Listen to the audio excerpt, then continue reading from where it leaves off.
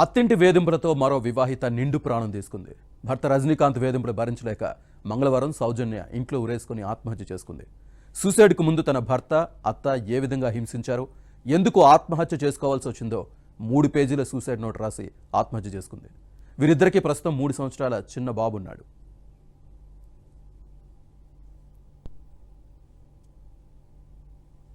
వరంగల్ జిల్లా ఖానాపూర్కు చెందిన సౌజన్యకి మహబూబాబాద్ జిల్లా కంబాలపల్లికి చెందిన రజనీకాంత్ రెడ్డితో 2020 డిసెంబర్లో వివాహం జరిగింది. పెళ్లికి అమ్మాయి తరపు వాళ్ళు 16 లక్షల కట్నం కూడా ఇచ్చారు.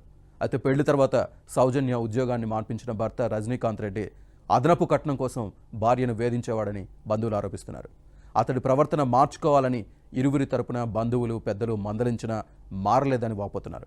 భర్త వేధింపులకు విసిగిపోయిన సౌజన్య ఫ్యాన్ కూరేసుకుని ఆత్మహత్యకు పాల్పడింది. మృతురాలి తల్లి ఫిర్యాదు మేరకు కేసు నమోదు చేసుకున్న పోలీసులు దర్యాప్తు చేపట్టారు.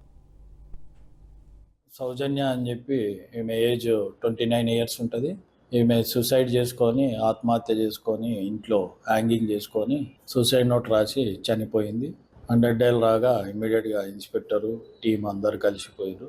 అప్పటికే వాళ్ళు పక్కింటి వాళ్ళు దించి బతుకుతుందేమో అని చెప్పేసి హాస్పిటల్ షిఫ్ట్ చేశారు. నిన్న నైట్ వాళ్ళు వరంగల్ నుంచి వాళ్ళ తల్లిదండ్రులు వచ్చారు. అనుపమ లక్ష్మి అని చెప్పి కంప్లైంట్ ఇచ్చింది అత్త మీద, ప్లస్ భర్త రజనీకాంత్ మీద, ప్లస్ మర్ది శ్రీకాంత్ రెడ్డి మీద. 304B మ్యారేజ్ అయ్యి 4 ఇయర్స్ అయింది కాబట్టి డౌరీ హరాస్మెంట్ ఉంది. గతంలో కూడా 4-5 సార్లు పెద్దల సమక్షంలో పంచాయతీ పెట్టుకున్నారు.